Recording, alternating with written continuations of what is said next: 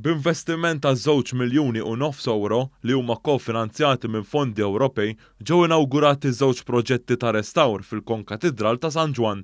Dan il-proġett ta' restawr jinkludi l-oratorju li nbena fl-1604 li fih 13 il-pittura ta' Mattia Preti u l-kapolavur ta' Michelangelo Merissi magħruf bħala Caravaggio dik tal-tuħ ta' ras ta' San Ġwan il-Battista.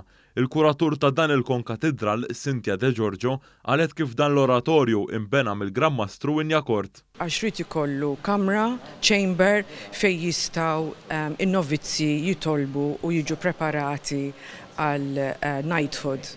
U mal-ewwel ħaseb biex ikun hemm pittura kbira li tista' timla l-ħajt bil-martirju ta' San Ġwan.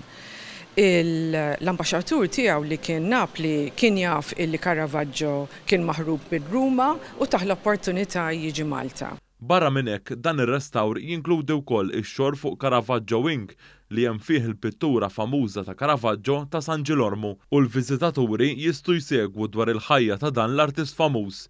De Giorgio spjegat magħna kif dan ir-restawr inbidel id-dawl ta' dan il-post fejn wieħed jista' jara aħjar l-artifatti mingħajr ma jagħmlu ħsara lill-pitturi. Dan ir-restawr ġie inawgurat fl-20 anniversarju mill-fondazzjoni tal-Konkatedral ta' San Ġwan u saru diversi attivitajiet brabta ma' dan l-anniversarju.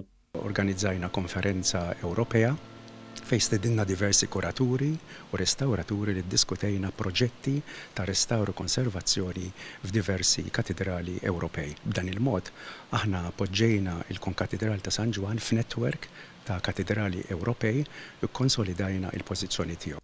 Preżenti għal din l-inawgurazzjoni kien hemm il-Ministru għall-Kultura u l-Wirt Nazzjonali José Herrera li qal kif hawnhekk se jkun hawn mużew tal-ogħla livell. Kemm l-aspett li eleva l-aspett kulturali ta' pajjiżna li ġab iżejjed, però għandu aspett ekonomiku qawwi wkoll għax jiġġenera ħafna attività ekonomika mit-turiżmu.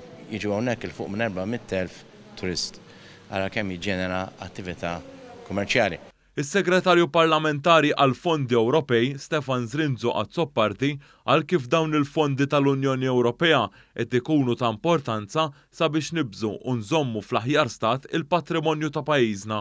Qegħdin naraw investiment ta' madwar 2 miljun euro minn fondi tal-Unjoni Ewropea li qegħdin ninvestuhom f'wieħed mill-aktar monumenti nazzjonali ta' pajjiżna.